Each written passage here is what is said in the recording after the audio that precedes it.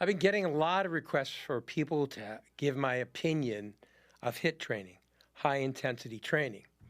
And for many, many years, I trained with the Mensa brothers, Casey Viator, Arthur Jones, many of the most powerful, most intense athletes and bodybuilders. And that's where HIIT training began. I got to say, it is an incredible method of stimulating strength, power, and lean muscle mass. But also, it's something that you can't do all year round because you'll start to inflame the joints, the tendons, the ligaments, the muscles. So you can do HIIT training for a certain period of time.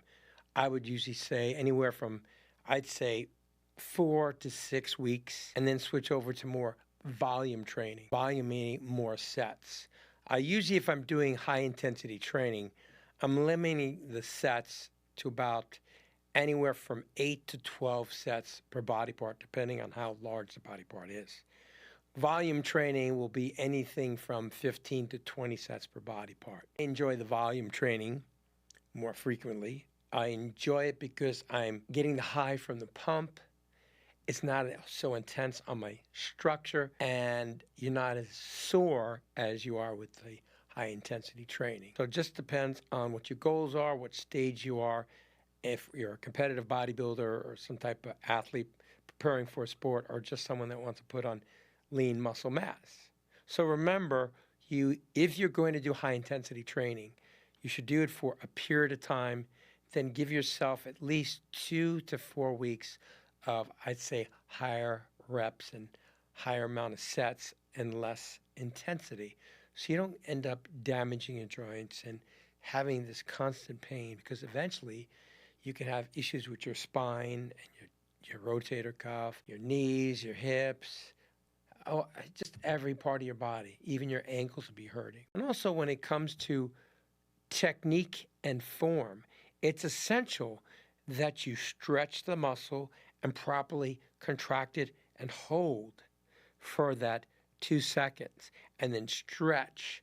Remember, up, coming at a little higher pace, and then slow coming down, getting that negative effect. You're 60% stronger resisting. The positive is when you're first exerting, and then when you're resisting, you're 60% stronger in the negative position. That's a great way to really push your body to a whole nother level. When you're doing negatives, that's the mechanism that really will allow you to put on more muscle mass, improve your strength and your power. All these things are important because when you're creating your program, depending on what your goals are, you need to take in all these factors to design a program. But you never want to overtrain. If you feel you're not getting a pump and you feel like you're getting flat, that means you're overtraining. I suggest you should take anywhere from 48 to 72 hours off, increase your carbohydrates, your protein and fats, replenish the body, and then get back.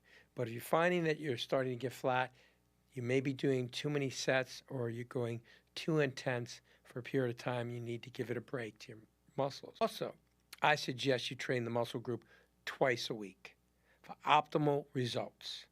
Once a week is not enough. The muscle will not be as dense and hard either.